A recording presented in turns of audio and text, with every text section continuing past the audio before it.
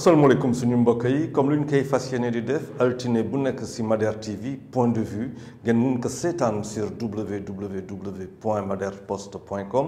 ou les applications télépac.net et africaorigine.net. Alors tey moom point de vue c'est un peu plus d'une semaine après le sacre des Lions, le 6 février à Yaoundé, au stade Olembe, à la suite des tirs au but, avec ce super barré d'Edouard Doudou Mendy, et le but, le dernier tir réussi par Sadio Mané. De quoi on va parler aujourd'hui, bien entendu. On va revenir un peu sur la sortie des Sénégalais. La sortie des Sénégalais, parce que bu ñu xoolee bu baax kontaan nañ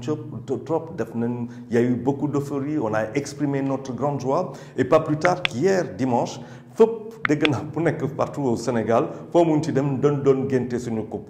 ñi di ko tuddee bul fi gëj ñeneen di ko tuddee Sadio Mané wala xaw ma lu ñu koy waxati. En tout cas sénégalais yi dimanche démb ngénte nañ ko, beñe yi génn na, laax yi daw na, soow bi daw na, ceebu yàpp yi ak yu demee noonu, pour dire rek la philosophie des Sénégalais. La philosophie des Sénégalais mooy que faw ñu xam leen ndam lañ bëgg, dund bu neex lañ bëgg, même mun nañ nangu mu xaw a jafe, mais bu leen kenn sonal. ñoom luñ bëgg daal mooy Sénégalais buggul ko sonal, Sénégalais buggul kuy tàppale ak moom, Sénégalais buggul kuy cache-cache ak moom. Alors bu ñu xoolee tey on retombe sur nos pieds mooy maanaam nous revenons dans ce que yoo xamante ne mooy le vécu mooy suñu vécu mooy lan bu ñu xoolee si wàllu Afrique dafa am ay présidents yoo xamante ne convoqué ne lan mooy dans le cadre de G5 à Paris dañ leen convoqué loolu invité lu ñu mun a wax, mais convoqué ñu wari ñuy wax convoqué si wàllu yoo xamante ne moo xew si biir sous-région yi. Paris moo leen convoqué kon daanaka Emmanuel Macron. Donc bu ñu xoolee loolu mooy que terrorisme djihadiste yi mooy suñu vérité. Ñun bu ñu ñëwee si suñu pàcc la vie continue, et donc nous retournons à loo xamante ne mooy la routine, le quotidien mooy lan que Sénégal. C'est vrai que président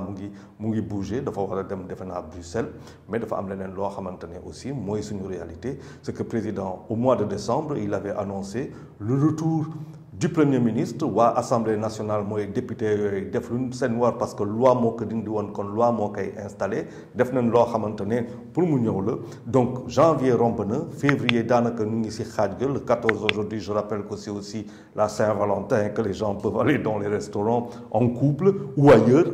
fêter en tout cas ensemble et renforcer les couples. Alors lan laa bëggoon wax si loolu mooy que damay ñëwaat tey ma ne sànq dama ne bu ñu cache-cache ak peuple bi. Dafa am loo xamante ne moom laa mos a wax nit ñi xëy na analyse yi sori aussi, mooy que bu ñuy joué 2019 contre Algérie ba mu ñu dóor ñu xale yi dañu génn, mais xale yi bu ñuy génn pourquoi ñu génnoon? Pour encourager xale yi la doon encourager seen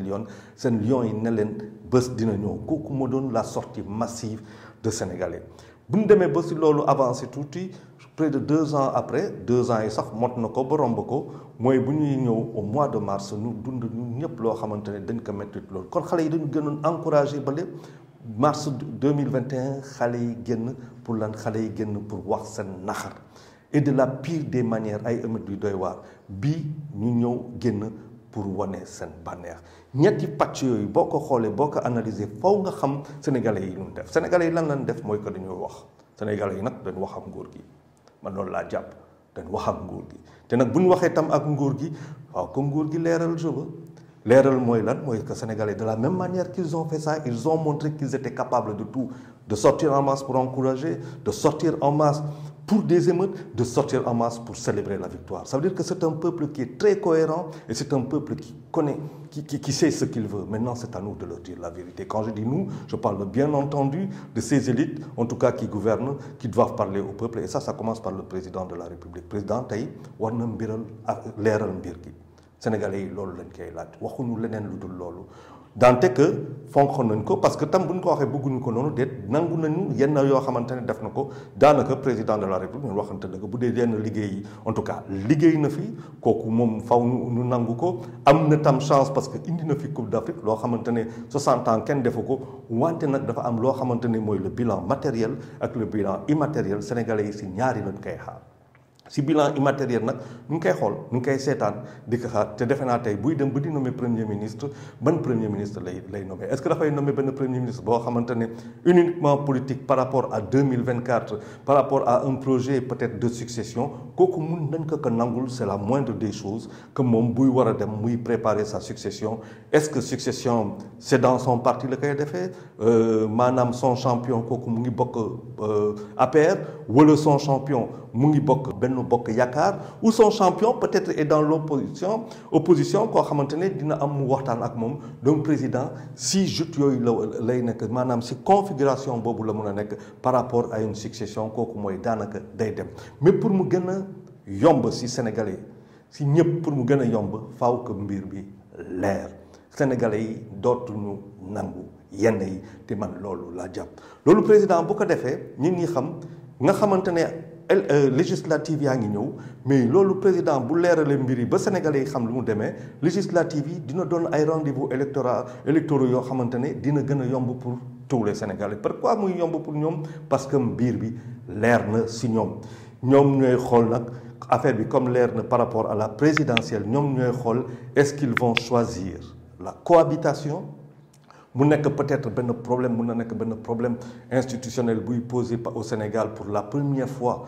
de notre histoire républicaine est-ce que sénégalais yi dinañ ànd si loolu wala sénégalais yi dinañ ànd sur un renouvellement de confiance législatif à la majorité présidentielle actuelle mu nekk réflexion boo xamante ne sénégalais yi ñu ngi toog di xaar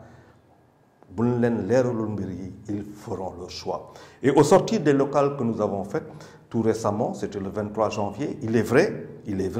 que le pouvoir de la majorité présidentielle, dans la majorité, en tout cas dans la plus grande partie du pays, quand on regarde, il y a du marron partout, mais sauf comme nous l'avons dit la fois dernière ici, dafa perte loo xamante ne c'était des villes essentielles pour moom et assez représentatives dans le cadre du comptage électoral. Et de ce point de vue, quand on sait ce que représentent les villes, les capitales régionales muy Dakar muy Ziguinchor muy Thiès mu la woon muy feneen comme je le dis souvent ville yooyu bu ñu xoolee ñoom rek Dakar moom rek c'est 80% suñu koom-koom 80% suñu koom-koom c'est pas peu lu bëri la bu ñu xoolee si wàllu ñoo xamante ni ñooy xëy di liggéey mu nekk dans le cadre de l'économie du secteur privé wala dans le cadre de l'administration publique bu ñu xoolee Dakar moom kenn c'est 51% bu ñu jëlee yeneen villes yi day gën a yokk dina dem ba 70 voire 80% bu ñu jëlee axe comme je l'avais dit muy Dakar Thiès Diourbel nga war a dem Ziguinchor bu ñu jëlee axe boobu dajale ko c'est 68% du corps électoral kooku jar na ñu gëstu ko mais kan moo koy gëstu c'est les deux partis c'est aussi bien l'opposition que le pouvoir par rapport à la conquête des législatives de 2022, le 31 juillet 2022. Donc c'est dire que le président aujourd'hui, par rapport à l'avenir de notre pays, par rapport lui-même à son avenir, à sa succession, et pourquoi pas peut-être à une nomination que moi je vois très bien aux Nations Unies, parce que c'est comme ça, en tout cas, que je comprends ce qui est en train de se passer depuis quelque temps, le concernant. C'est tout simplement une retraite dorée au niveau des Nations Unies, et ça serait pas mal pour notre pays, le Sénégal, ça serait pas mal pour l'Afrique, et ça serait pas mal du tout pour une situation globale, parce que la question de l'avenir, en tout cas, que ce soit au niveau des Nations Unies, c'est la sécurité et bien entendu, et c'est surtout l'Afrique, parce que l'Afrique représente l'avenir de l'économie mondiale. Chinois, ils ont connu une certaine récession, quand bien même nous sommes avec la Covid. On est en train de voir les dragons, mais tout le monde sait que les matières premières se trouvent chez nous et qu'il va bien falloir qu'on discute avec nous. C'est ce qui explique d'ailleurs une certaine situation géopolitique un peu complexe chez nous, mais au fond, toute cette affaire, son soubassement, tout simplement, il est économique. C'est-à-dire donc aujourd'hui, qu'est-ce que les Sénégalais attendent du président Macky Sall? Qu'il l'arrête. En tout cas, je ne dirais pas qu'il arrête, mais on ne veut plus de cache-cache. Voilà ce que les Sénégalais veulent aujourd'hui du président. Et ils attendent que le président les éclaire. Et ça, c'est quelque chose qui devrait pouvoir se faire le plus rapidement possible en direction d'élections apaisées. Cela est très important. Non seulement en direction des élections apaisées, mais aussi pour ne pas provoquer des situations qui pourrait être complexe pour l'avenir parce qu'une cohabitation, c'est vrai que ñenn yi xëy na ñu ngi koy bëgg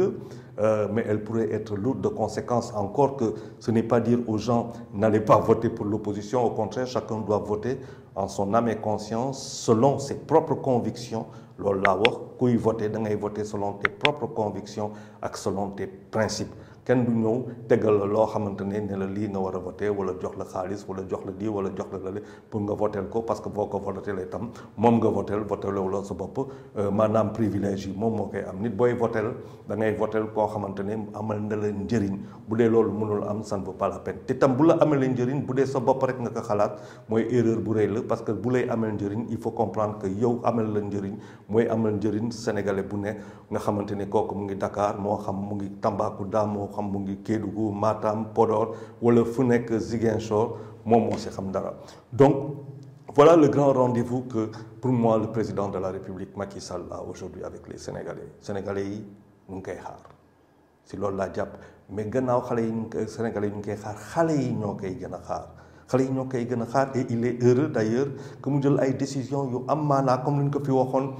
si altine bi passé dañu ne woon président de la République faw que du point de vue sport UASU maanaam sport bi delluwaat bi dans les écoles muy dans le cadre de l'UASU mënuñu am ay écoles ay établissements scolaires yu amul ay terrain de football terrain de basket terrain de handball de volleyball piste d'athlétisme xëy na rëy na mais mënuñu am ay écoles yoo xamante ne amul espace de sport mënuñu nekk si ay quartiers yoo xamante ne dañu tabax ba nga xamante ne benn xale du kenn du xale du mag amoo sax fooy sport waxatuma la dox sax amoo ko parce que foo gis suuf la amul trottoir amul dara donc liggéey rek a fi ne président foog mu xoolaat loolu foog mu xoolaat ndaw yi wàllu culture am na loo xamante ne waxoon nañ ko fii il va falloir que le Sénégal reprenne langue avec les contenus culturels muy Dakar te contenu mooy indi flux de personnes mooy indi flux de biens et c'est bien que le président de la République ait pensé à ces choses-là. Maintenant, il faut espérer que